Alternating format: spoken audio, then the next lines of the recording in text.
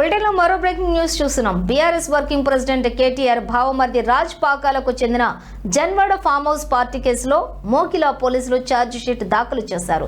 గత ఏడాది ఎక్సైజ్ శాఖ అనుమతి లేకుండా ఈ ఫామ్ హౌస్ లో మద్యం పార్టీ నిర్వహించగా సైబరాబాద్ ఎస్ఓటీ పోలీసులు దాడులు చేసిన సంగతి తెలిసిందే. ఈ కేసులో పాల్గొన్న రాజ్ పాకాల స్నేహితుడు విజయ్ మద్దూరికి డ్రగ్స్ పాజిటివ్ రావడం కలకలం రేపింది. ఈ పార్టీపై కేసు నమోదు చేసిన పోలీసులు మొత్తం 35 మంది స్టేట్మెంట్లు రికార్డు చేశారు. రాజ్ పాకాలపై కూడా సెక్షన్ 34 ఎక్సైజ్ యాక్ట్ కింద కేసు నమోదు చేసి దర్యాప్తు సాధించారు. రైడ్స్ సందర్భంగా ఫామ్ హౌస్ లో భారీగా విదేశీ మద్యం స్వాధీనం చేసుకున్నారు.